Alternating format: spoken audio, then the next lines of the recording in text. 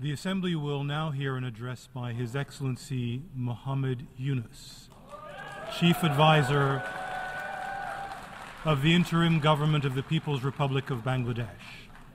I request protocol to escort His Excellency and invite him to address the Assembly.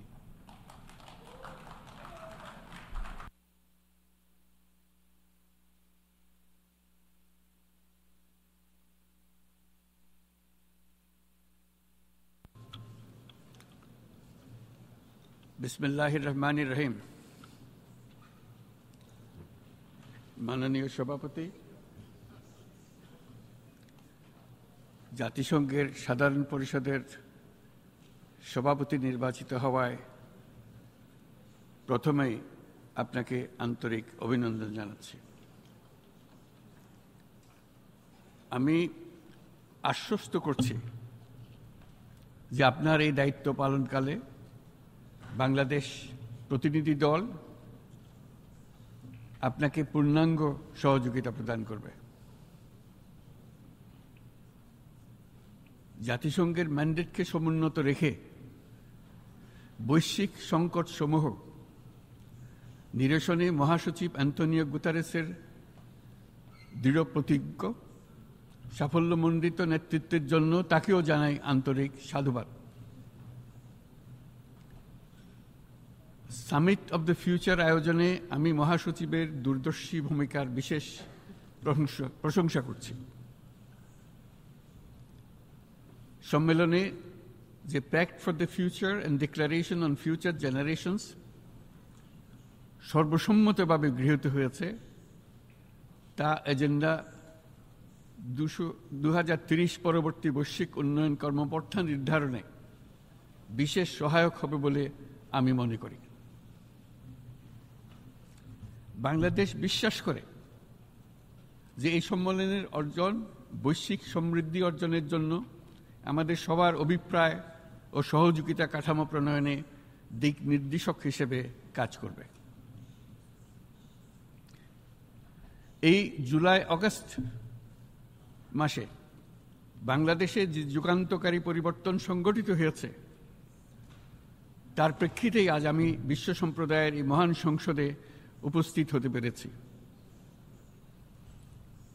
আমাদের গণমানুষের, বিশেষ করে তরুণ সমাজের অফুরন্ত শক্তি আমাদের বিদ্যমান রাষ্ট্র কাঠামো ও প্রাতিষ্ঠানিক আয়োজনগুলো আমূল রূপান্তরের এক নতুন সম্ভাবনার দ্বার উন্মোচন করেছে। আমাদের ছাত্র ও যুব সমাজের আন্দোলন প্রথম দিকে মূলত ছিল বৈষম্য বিরোধী আন্দোলন, পর্যায়ক্রমে তা গণ আন্দোলনের রূপ নিয়েছে। এরপর সারা পৃথিবী অবাক বিস্ময়ে দেখেছে কিভাবে সমগ্র বাংলাদেশের মানুষ একনায়কতন্ত্র, নিপীড়ন, বৈষম্য, অবিচার ও দুর্নীতির বিরুদ্ধে রাজপথ ও সামাজিক যোগাযোগের মাধ্যমে দৃঢ়ভাবে রুখে দাঁড়িয়েছিল। আমাদের ছাত্র জনতা তাদের অদম্য সংকল্প ও প্রত্যয়ের মাধ্যমে একটি স্বৈরাচারী ও অগণতান্ত্রিক শাসন ব্যবস্থা থেকে আমাদের মুক্তি এনে দিয়েছে। তাদের এই সংকল্পের মধ্যেই আমাদের দেশের ভবিষ্যৎ নিহিত।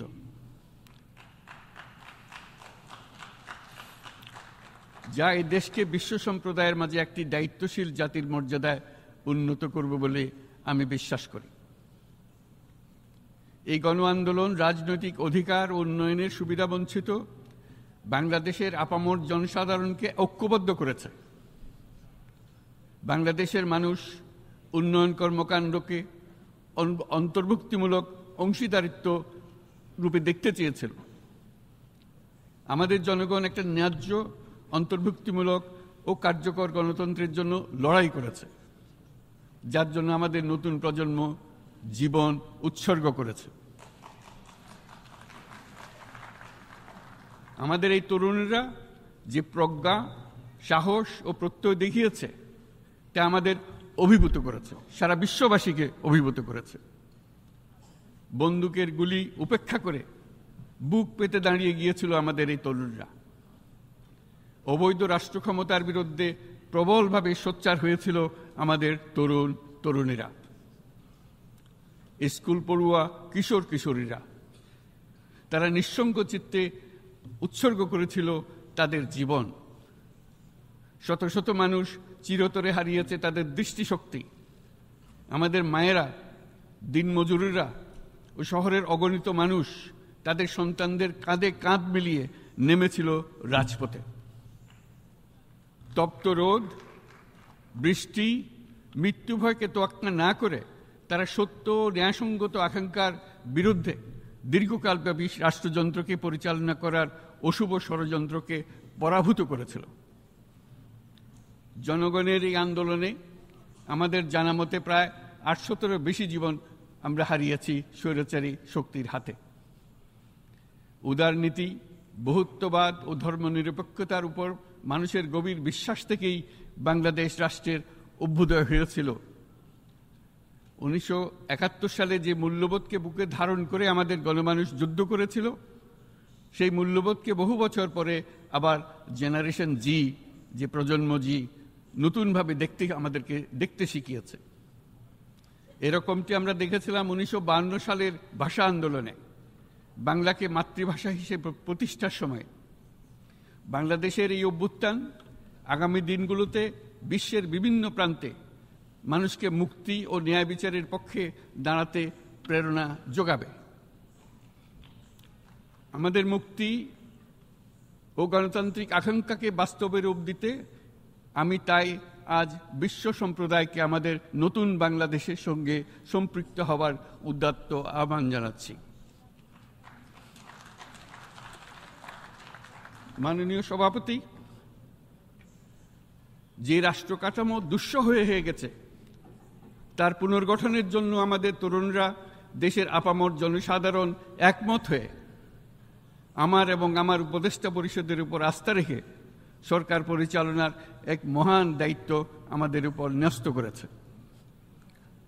এই দায়িত্ব গ্রহণের পর আমরা গভীর বিস্ময় ও হতাশার সঙ্গে মুখোমুখিভাবে দেখতে পাচ্ছি কিভাবে সর্বগ্রাসী দুর্নীতি একটি কার্যকর গণতান্ত্রিক ব্যবস্থাকে ধ্বংসস্তূপে পরিণত করেছে, কিভাবে রাষ্ট্রের মূল প্রতিষ্ঠানগুলোকে নির্মমভাবে দলীয়করণের আবর্তে বন্দী করে রাখা হয়েছিল, কিভাবে জনগণের অর্থকে লুটপাট করা হয়েছিল, কিভাবে একটি বিশেষ স্বার্থান্বেষী গোষ্ঠী সমস্ত ব্যবসা বাণিজ্যকে অন্যায়ভাবে নিজেদের হাতে কুক্ষিগত করে দেশের সম্পদ অবাধে বিদেশে পাচার করে দিয়েছে।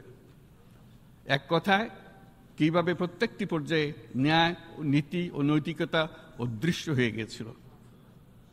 এরকম এক অবস্থার দেশকে পুনর্গঠন এবং জনগণের কাঙ্ক্ষিত রাষ্ট্র ব্যবস্থা প্রতিষ্ঠিত করার জন্য আমাদের উপর দায়িত্ব প্রদান করা হয়েছে। অতীতের ভুলগুলোকে সংশোধন করে একটা প্রতিযোগিতামূলক ও শক্তিশালী অর্থনীতি এবং ন্যায়ভিত্তিক সমাজ ব্যবস্থা গড়ে তোলায় এই মুহূর্তে আমাদের মূল লক্ষ্য। বর্তমান পরিবর্তিত পরিস্থিতিতে সকল রাজনৈতিক দল এখন স্বাধীনভাবে তাদের মতামত প্রকাশ করতে পারছে। যে সব ব্যক্তি বা প্রতিষ্ঠান রাষ্ট্রীয় কাজ ও সিদ্ধান্ত গ্রহণ করার প্রক্রিয়ায় সম্পৃক্ত, তাদের প্রত্যেকের জবাবদিহিতা নিশ্চিত করাই আমাদের অগ্রাধিকার। আমরা মানুষের মৌলিক অধিকারকে সমুন্নত ও সুরক্ষিত রাখতে দৃঢ়প্রতিজ্ঞ। আমাদের দেশের মানুষ মুক্তভাবে কথা বলবে, ভয়ভীতি ছাড়া সমাবেশ করবে, তাদের পছন্দের ব্যক্তিকে ভোট দিয়ে নির্বাচিত করবে, এটাই জাতির আকাঙ্ক্ষা এবং এটাই আমাদের লক্ষ্য।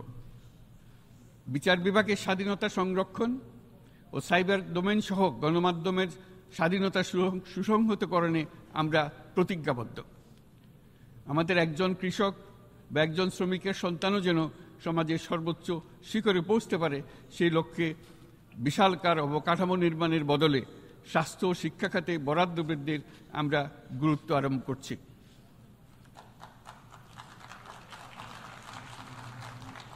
রাষ্ট্র ব্যবস্থার সকল পর্যায়ে সুশাসন ফিরিয়ে আনাই আমাদের অভীষ্ট। বাংলাদেশে যেসব আন্তর্জাতিক, আঞ্চলিক এবং দ্বিপাক্ষিক চুক্তির পক্ষভুক্ত, সেগুলো প্রতিপালনে আমাদের সরকার বদ্ধপরিকর। জাতিসংঘ সহ বহু পাক্ষিক বিশ্ব কাঠামোতে বাংলাদেশের সক্রিয় অংশগ্রহণ ও অবদান অব্যাহত থাকবে। পারস্পরিক শ্রদ্ধাবোধ, মর্যাদা ও স্বার্থরক্ষণের ভিত্তিতে বাংলাদেশ বিশ্বের সকল রাষ্ট্রের সাথে বন্ধুত্বপূর্ণ সম্পর্ক বজায় রাখবে। মাননীয় সভাপতি, গত 7 সপ্তাহের মধ্যে আমাদের সরকার বিভিন্ন গুরুত্বপূর্ণ পদক্ষেপ গ্রহণ করেছে। আমাদের অনুরোধে সাড়া দিয়ে জাতিসংঘের মানবাধিকার বিষয়ক হাই কমিশনার বাংলাদেশের গণ আন্দোলনকালে সংগঠিত মানবাধিকার লঙ্ঘনের বিষয়ে বিস্তৃত অনুসন্ধান এবং এইসব বিষয়ে ঘটনার পুনরাবৃত্তি রোধে পরামর্শ প্রদানের জন্য একটা ফ্যাক্ট ফাইন্ডিং কমিশন গঠন এবং তার কাজ শুরু করার জন্য দ্রুত বাংলাদেশে পাঠিয়ে দিয়েছে। আমি তাকে বাংলাদেশের পক্ষ থেকে অশেষ ধন্যবাদ জানাচ্ছি। দায়িত্বভার গ্রহণের 2 সপ্তাহের মধ্যে আমরা গুম প্রতিরোধে যে আন্তর্জাতিক কনভেনশন রয়েছে তাতে যোগদান করেছি।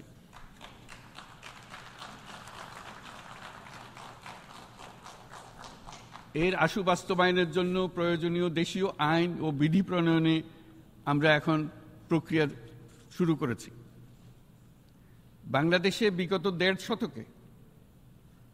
বাংলাদেশে গত 1.5 দশকে যে সমস্ত গুমের অভিযোগ রয়েছে সেগুলো তদন্ত করার জন্য একটি তদন্ত কমিশন এই মুহূর্তে কর্মরত আছে।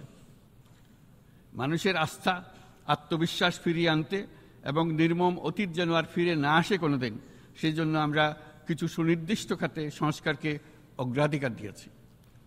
সেই লক্ষ্যে আমরা বিদ্যমান নির্বাচন ব্যবস্থা, সংবিধান, বিচার ব্যবস্থা, জনপ্রশাসন, আইন শৃঙ্খলা ব্যবস্থা সংস্কারের জন্য স্বাধীন কমিশন গঠন করেছি। সংবাদপত্র ও গণমাধ্যমের সংস্কারের জন্যও পৃথক কমিশন সহ আরও কয়েকটি বিশেষ বিষয়ে কমিশন গঠন প্রক্রিয়াধীন রয়েছে। ব্যবসা বাণিজ্যে অনুকূল পরিবেশ সৃষ্টির লক্ষ্যে আমরা ব্যাংক ও আর্থিক খাতের ব্যাপক সংস্কারের উদ্যোগ গ্রহণ করেছি। কোনো বিদেশি ব্যবসা বা বিনিয়োগ যেন ক্ষতিগ্রস্ত না হয় তা নিশ্চিত করতে আমরা বদ্ধপরিকর। এইসব সংস্কার যেন টেকসই হয়, দীর্ঘমেয়াদে নিশ্চিত করতে এবং অবাধ ও নিরপেক্ষ অংশগ্রহণমূলক নির্বাচনের জন্য উপযোগী পরিবেশ সৃষ্টি করতে আমরা কাজ করে যাচ্ছি।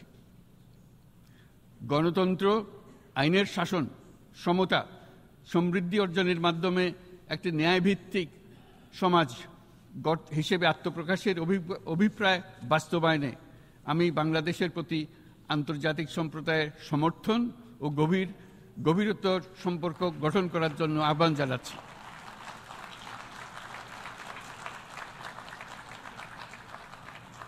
মাননীয় সভাপতি, বাংলাদেশ মনে করে যে শান্তি রক্ষা ও সংঘাত মোকাবেলা জনগণের সমৃদ্ধি নিশ্চিত করার মূল চালিকা শক্তি। সাম্প্রতিক বিপ্লবকালে আমাদের ইতিহাসের সবচেয়ে কঠিনতম সময়ে জনগণের মুক্তির আকাঙ্ক্ষা পূরণে তাদের পাশে দৃঢ়ভাবে দাঁড়িয়ে আমাদের সাহসী সশস্ত্র বাহিনী সমূহ আরও একবার শান্তির প্রতি তাদের অঙ্গীকার প্রমাণ করেছে।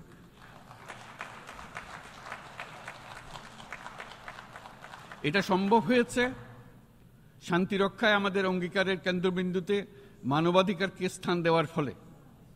জাতিসংঘের পিস বিল্ডিং কমিশনের সূচনা লগ্ন থেকেই শান্তি রক্ষার মতো শান্তি বিনির্মাণেও বাংলাদেশ সমান অঙ্গীকার ব্যক্ত করে এসছে। আমাদের দিনগুলোতে আমরা জাতিসংঘের শান্তি রক্ষা কার্যক্রমে আমাদের মূল্যবোধ ভিত্তিক অবদানের ধারাবাহিকতা রক্ষা, সমুন্নত ও প্রসারিত করতে বদ্ধপরিকর। জাতিসংঘের শান্তিরক্ষা কার্যক্রমে অবদানকারী তৃতীয় বৃহত্তম রাষ্ট্র হিসেবে বাংলাদেশ এখন পর্যন্ত 43টি দেশে 63টি মিশনে শান্তিরক্ষী প্রেরণ করেছে।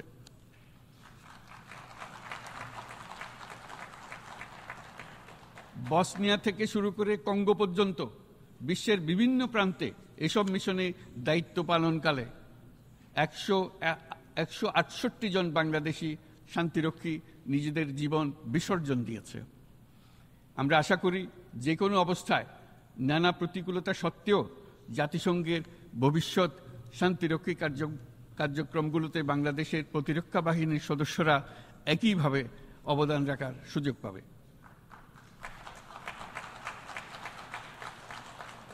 মাননীয় সভাপতি, আমাদের সকলের বাসস্থান এই পৃথিবী বৈশ্বিক অগ্রাধিকারগুলোকে সঠিকভাবে নির্ণয় করতে আগ্রহী।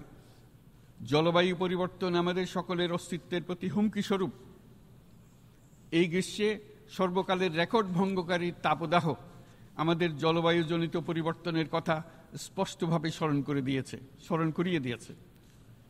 আমাদের যা প্রয়োজন তা হলো জলবায়ু সম্পর্কিত ন্যায় বিচার, যাতে করে দায়িত্বজ্ঞানহীন সিদ্ধান্ত, উদাসীন আচরণ কিংবা এর মাধ্যমে সাধিত ক্ষতির বিষয়ে যারা সংশ্লিষ্ট তাদের দায়বদ্ধ করা যায়। জলবায়ু পরিবর্তনজনিত দীর্ঘমেয়াদী প্রভাবগুলো অপূরণীয় ক্ষতির কারণ হয়ে দাঁড়িয়েছে।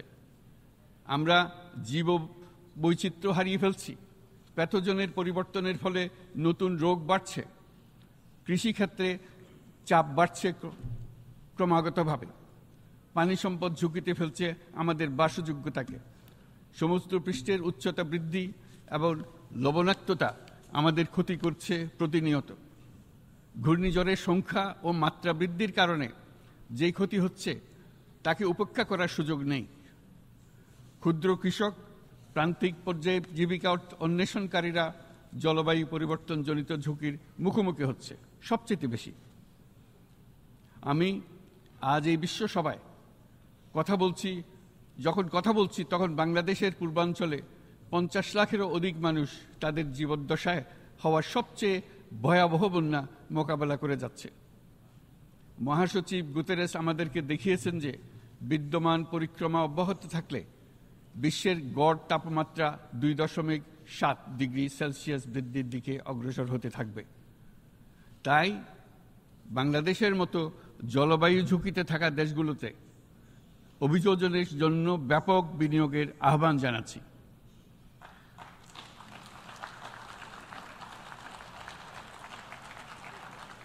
এছাড়াও উদ্ভাবনী শক্তির প্রয়োগ, অতিরিক্ত অর্থায়নের মাধ্যমে লস অ্যান্ড ড্যামেজ ফান্ডকে কার্যকর করা আমাদের জন্য অত্যন্ত গুরুত্বপূর্ণ। একইভাবে আমাদের প্রয়োজন প্রযুক্তির সহজলভ্যতা, সক্ষমতা বৃদ্ধি। নির্দিষ্ট করে বললে আমাদের দরকার জীবন রক্ষাকারী প্রযুক্তি, বিশেষত কৃষি, পানি এবং জনস্বাস্থ্য খাতে, যেখানে ক্ষুদ্র ক্ষুদ্র উদ্ভাবন এবং সমাধানসমূহ ঝুঁকিতে থাকা জনগোষ্ঠীকে রক্ষা করতে পারে। জলবায়ু সংকটের মোকাবেলা এবং বৈশ্বিক অর্থনীতি সুসংহতকরণে আমাদের যুগপথভাবে কাজ করতে হবে। বিশ্ব সম্প্রদায় এখন কার্বন মুক্ত পৃথিবী গড়ে তুলতে মনোযোগী হচ্ছে। বিশ্বের অধিকাংশ মানুষকে এই ধরনের পরিবর্তনের সুফলভোগী করতে হলে নেট জিরো পৃথিবীর দিকে আমাদেরকে অগ্রসর হতে হবে। বাংলাদেশের মতো দেশগুলোকে সাথে নিয়ে যেতে হবে। তা না হলে পারস্পরিক দায়িত্ববোধের মাধ্যমে পারস্পরিক সমৃদ্ধি অর্জনে আমাদের সার্বজনীন অঙ্গীকার পূরণে পিছিয়ে পড়ব আমরা। এই ক্ষেত্রে আমি বিশ্বাস করি সমগ্র বিশ্ব একসাথে 3-0 লক্ষ্য অর্জনের ধারণা বিবেচনা করে দেখতে পারে, যার মাধ্যমে আমরা শূন্য দারিদ্র্য, শূন্য বেকারত্ব এবং শূন্য নেট কার্বন নিঃসরণ অর্জন করতে পারি। যেখানে পৃথিবীর প্রতিটি তরুণ তরুণী চাকরি প্রার্থী না হয়ে বরং উদ্যোক্তা হিসেবে নিজেকে প্রতিষ্ঠিত করার সুযোগ পাবে। তারা যেন এই সম্পদের সীমাবদ্ধতা সত্ত্বেও নিজ নিজ সৃজনশীলতার বিকাশ করতে পারে, যেখানে একটি ব্যবসায়িক উদ্যোগ সামাজিক সুফল, অর্থনৈতিক মুনাফা এবং প্রকৃতির প্রতি দায়িত্বশীলতার মধ্যে একটি চমৎকার ভারসাম্য আনতে পারে, যেখানে সামাজিক ব্যবসার মাধ্যমে যে কোনো ব্যক্তি ভোগবাদী জীবনধারা থেকে উত্তরণ করে সামাজিক ও অর্থনৈতিক পরিবর্তনের সৃজনশীল শক্তি হিসেবে নিজেকে প্রতিষ্ঠিত করতে পারে।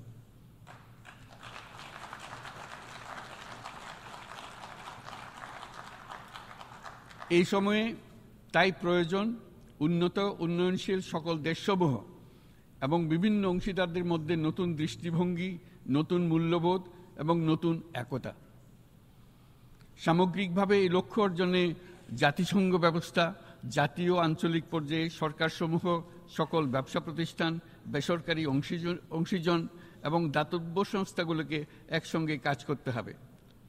আমাদের অর্থনৈতিক কাঠামোতে সামাজিক ব্যবসাকে স্থান দিলেই নিচের অর্ধেকাংশ মানুষের জীবনে তা বিরাট পরিবর্তন আনতে পারে।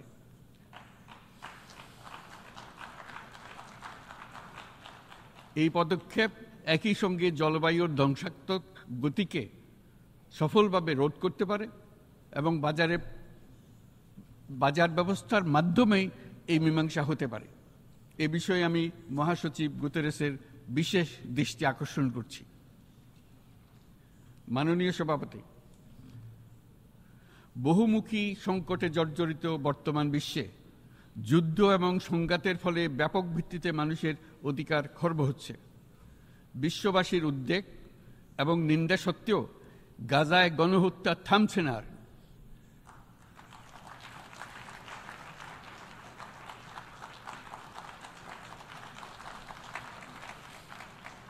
ফিলিস্তিনের মতো বিদ্যমান বাস্তবতা কেবল আরব কিংবা মুসলমানদের জন্যই উদ্বেগজনক নয়, বরং তা সমগ্র মানব জাতির জন্যই উদ্বেগের বিষয়।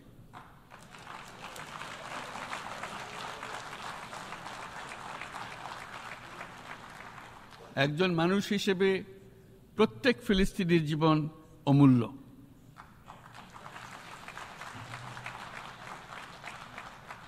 ফিলিস্তিনের জনগণের বিরুদ্ধে যে মানবতা বিরোধী অপরাধ হচ্ছে তার জন্য সংশ্লিষ্ট সকলকে দায়বদ্ধ করতে হবে।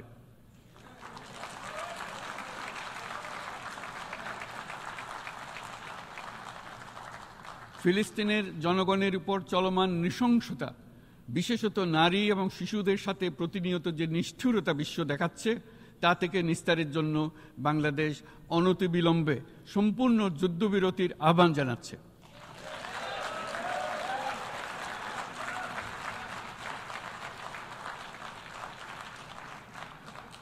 দ্বিরাষ্ট্রভিত্তিক সমাধানেই মধ্যপ্রাচ্যে টেকসই শান্তি আনতে পারবে।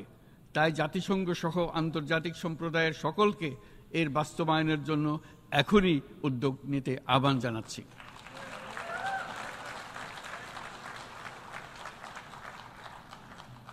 গত ২.৫ বছর ধরে ইউক্রেনে চলমান যুদ্ধে বহু মানুষ প্রাণ হারিয়েছে। এই যুদ্ধের প্রভাব সর্বব্যাপী, এমনকি বাংলাদেশের অর্থনীতিতেও এর নেতিবাচক প্রভাব আমরা অনুভব করছি। আমরা তাই উভয় পক্ষকে সংলাপে বসে বিরোধ নিরসনের মাধ্যমে যুদ্ধের অবসান ঘটানোর আহ্বান জানাচ্ছি।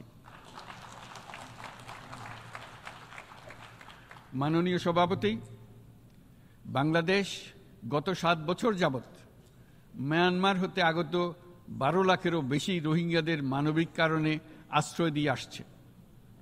এর ফলে আমরা বিরাট সামাজিক, অর্থনৈতিক, পরিবেশগত ক্ষতির সম্মুখীন হচ্ছি। মায়ানমারের অভ্যন্তরীণ সমস্যা থেকে সৃষ্ট এই সংকট বাংলাদেশ ও আমাদের অঞ্চলের জন্য প্রথাগত ও অপ্রথাগত উভয় ধরনের নিরাপত্তা ঝুঁকির কারণ হয়ে দাঁড়িয়েছে। মায়ানমার থেকে বাংলাদেশে বলপূর্বক বাস্তুচ্যুত রোহিঙ্গাদের সহায়তা করতে আমরা অঙ্গীকারবদ্ধ। আমরা রোহিঙ্গাদের জন্য মানবিক সহায়তা কার্যক্রম চালু রাখা এবং তাদের টেকসই প্রত্যাবর্তন নিশ্চিত করার উদ্দেশ্যে আন্তর্জাতিক সম্প্রদায়ের পর্যাপ্ত সহায়তা অব্যাহত রাখার আহ্বান জানাচ্ছি। রোহিঙ্গাদের সাথে সংগঠিত হওয়া ব্যাপক ভিত্তিক মানবাধিকার লঙ্ঘনের জন্য আন্তর্জাতিক বিচার আদালত এবং আন্তর্জাতিক অপরাধ আদালতে চলমান বিচার প্রক্রিয়ার মাধ্যমে ন্যায় বিচার নিশ্চিত করাও সমানভাবে গুরুত্বপূর্ণ। রোহিঙ্গারা যাতে নিজ দেশে স্বাধীন এবং মর্যাদাপূর্ণ জীবনযাপন করতে পারে, সেই লক্ষ্যে অনুকূল পরিবেশ তৈরিতে জাতিসংঘ অন্যান্য আন্তর্জাতিক প্রতিষ্ঠানের ধারাবাহিক প্রচেষ্টার প্রশংসা দাবিদার। এই লক্ষ্যে রোহিঙ্গারা যাতে পর্যাপ্ত নিরাপত্তা ও অধিকার নিশ্চিত করে তাদের নিজ ভূমি রাখাইনে ফিরে যেতে পারে, তার পথ সুগম করা অত্যন্ত দরকার। মায়ানমারে প্রতিনিয়ত পরিবর্তনশীল অবস্থা বিবেচনা রেখে বাংলাদেশ আন্তর্জাতিক সম্প্রদায়ের সাথে একযোগে রোহিঙ্গাদের নিজ দেশে মর্যাদাপূর্ণ টেকসই প্রত্যাবর্তনের জন্য পরিবেশ সৃষ্টিতে কাজ করতে প্রস্তুত।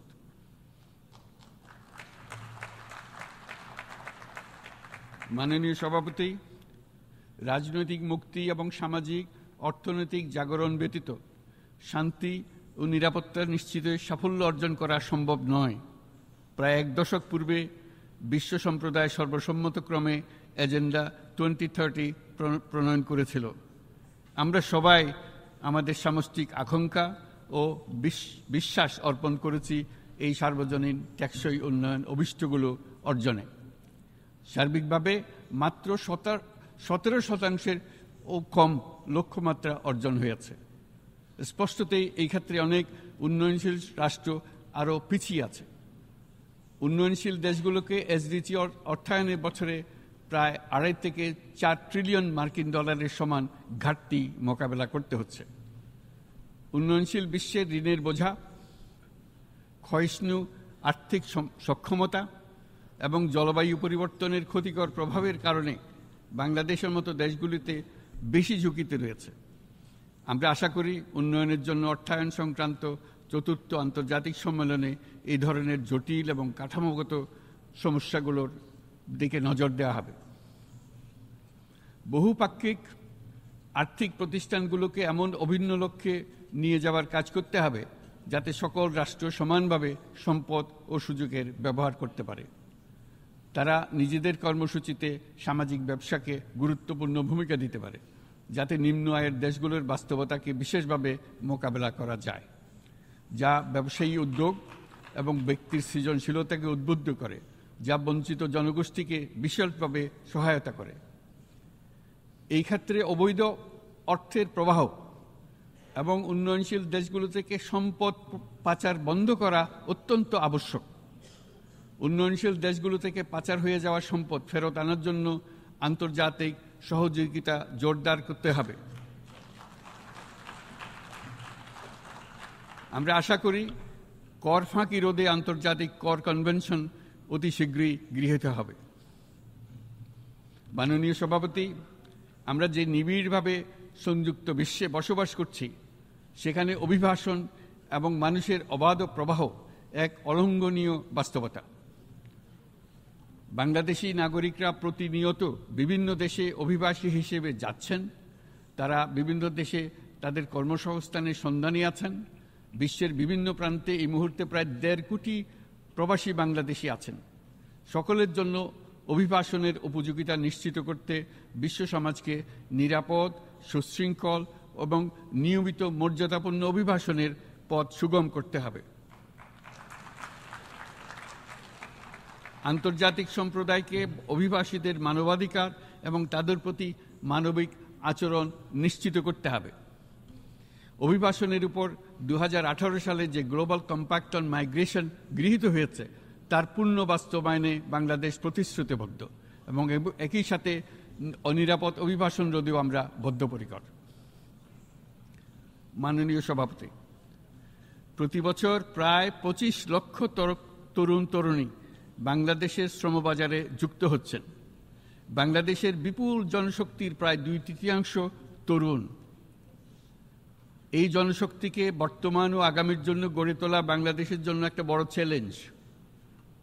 ক্রমপরিবর্তনশীল কর্মজগতে একজন তরুণকে প্রতিনিয়ত নতুন দক্ষতা অর্জন করতে হয়।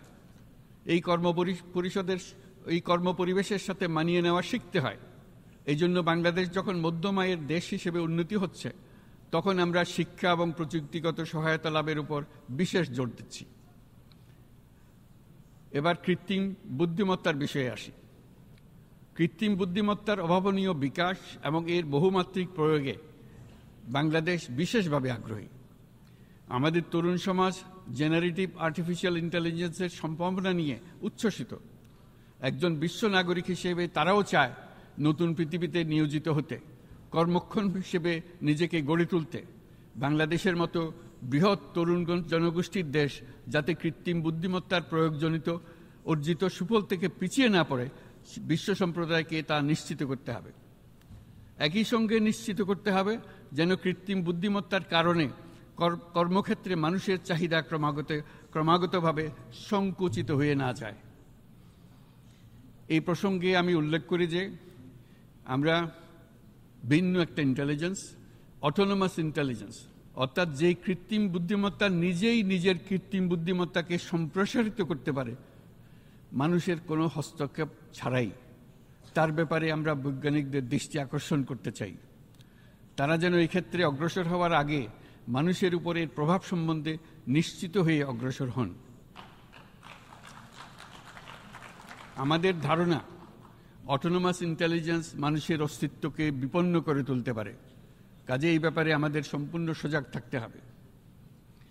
মাননীয় সভাপতি, আমাদের আসলে দরকার নতুন ধরনের সহযোগিতা কাঠামো, যেখানে বৈশ্বিক ব্যবসা ও জ্ঞানের অধিকারী গোষ্ঠী মানুষের চাহিদাগুলোকে যথাযথভাবে অনুধাবন করবে। আন্তর্জাতিক সহযোগিতার মাধ্যমে উন্নয়নশীল দেশগুলোর জন্য এমন একটি রূপান্তরকারী ব্যবস্থা তৈরি করতে হবে যা কর্মসংস্থান, আর্থসামাজিক প্রতিকূলতা বা জীবিকার জন্য যুৎসয় সমাধান নিশ্চিত করবে। মাননীয় সভাপতি, আমাদের প্রচেষ্টা, সক্ষমতা এবং সম্পদ একত্রীকরণের মাধ্যমে সকলের সামর্থ্য, উদ্ভাবনী শক্তি এবং সমৃদ্ধিকে কাজে লাগাতে হবে।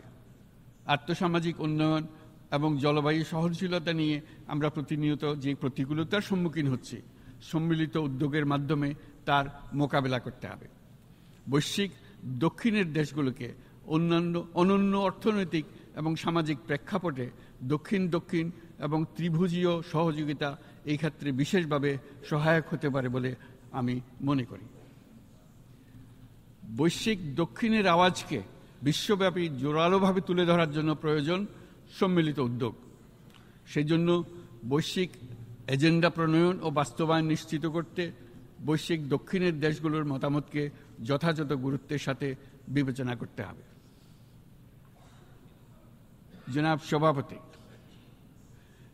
কোভিড অতিমারির অভিজ্ঞতায় আমরা দেখেছি জনস্বাস্থ্যে ব্যাপক বিনিয়োগ কতটা গুরুত্বপূর্ণ হতে পারে। বিশ্ব স্বাস্থ্য সংস্থায় বৈশ্বিক অতিমারি চুক্তির চলমান আলোচনায় বাংলাদেশ নেতৃত্ব প্রদান করে চলেছে। আমরা চাই কার্যকর আন্তর্জাতিক সহযোগিতা, জনস্বাস্থ্য ব্যবস্থায় অর্থায়ন, প্রযুক্তি হস্তান্তর, গবেষণা ও উন্নয়ন, ভ্যাকসিন থেরাপিউটিক্সের উৎপাদন, বহুমুখীকরণ এবং সকল ভ্যাকসিনকে মেধাস্বত্ব অধিকার মুক্ত ঘোষণা করার ব্যাপারে ঐক্যমত্য গঠন। অসংক্রামক রোগসমূহের বিরুদ্ধে লড়াইয়ে এই বিষয়গুলি অত্যন্ত গুরুত্বপূর্ণ। জনাব সভাপতি, এবছর আমরা জাতিসংঘের সাথে বাংলাদেশের অংশীদারিত্বের সুবর্ণ জয়ন্তী উদযাপন করছি। গত 50 বছর ছিল আমাদের জন্য একটা পারস্পরিক শিক্ষণীয় সম্মিলিত যাত্রা। সীমিত উপায়ে বাংলাদেশ বৈশ্বিক শান্তি ও নিরাপত্তা, ন্যায়, সমতা, মানবাধিকার প্রতিষ্ঠায় ধারাবাহিকভাবে অবদান রেখে আসছে। আমাদের সমন্বিত প্রয়াসের পেছনে আছে সত্যিকার অর্থে একটি নিয়মভিত্তিক বৈশ্বিক ব্যবস্থা গড়ে তোলা। এই প্রসঙ্গে উদাহরণ হিসেবে আমি স্মরণ করছি 1999 সালে জাতিসংঘ সাধারণ পরিষদে ক্ষুদ্র ঋণের উপর গৃহীত রেজুলেশনের কথা।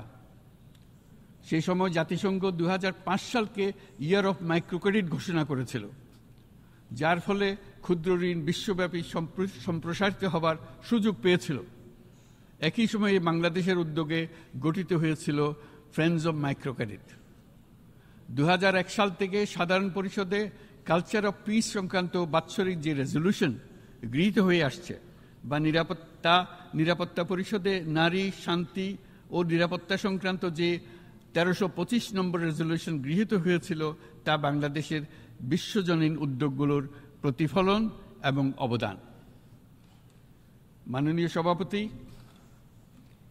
আজ এই মহান বিশ্বসভায় বিশ্ব নেতৃবৃন্দের উপস্থিতিতে প্রতিধ্বনিত হচ্ছে শান্তি, নিরাপত্তা, ন্যায় বিচার প্রতিষ্ঠা এবং সম্পদের সুষম বন্টনের মাধ্যমে সকলের অন্তর্ভুক্তি নিশ্চিত করার আহ্বান। সদস্য রাষ্ট্র হিসেবে আমাদের প্রত্যেককে আজ গভীরভাবে অনুধাবন করতে হবে কিভাবে আমরা নারী, পুরুষ সকলের জন্য ও আগামীর দিনগুলোতে উদ্যোক্তা হবার সমান সুযোগ সৃষ্টি এবং তাদের ক্ষমতায়ন নিশ্চিত করতে পারি। সকল বৈশ্বিক সমস্যার সমাধানের জন্য আমাদের সবার হাতে যথেষ্ট সক্ষমতা, সম্পদ এবং উপায় রয়েছে। আসুন আমরা জাতীয় বা আন্তর্জাতিক যেসব প্রতিশ্রুতি দিয়েছি তা বাস্তবায়ন করি এবং অর্থনৈতিক ক্ষেত্রে সামাজিক ব্যবসার ধারণা প্রতিষ্ঠিত করে সকল প্রকার বৈষম্য ও অসমতার অবসানে ঐক্যবদ্ধভাবে আমরা কাজ করি। বাংলাদেশের তরুণরা প্রমাণ করেছে যে মানুষের স্বাধীনতা, মর্যাদা ও অধিকার সমুন্নত রাখার অভিপ্রায় কোনো উচ্চাভিলাষ নয়, বরং এটা সকলের নিশ্চিত প্রাপ্য। আজ এই মহান সমাবেশে আপনাদের উপস্থিতিতে শান্তি, সমৃদ্ধি ও ন্যায় বিচার নিশ্চিত করতে আন্তর্জাতিক, আঞ্চলিক এবং জাতীয় পর্যায়ে বাংলাদেশে তার ভূমিকাকে ক্রমাগতভাবে জোরদার করার নিশ্চয়তা দিচ্ছে। আজ আপনাদের সবাইকে শুভেচ্ছা জানাচ্ছি, ধন্যবাদ জানাচ্ছি।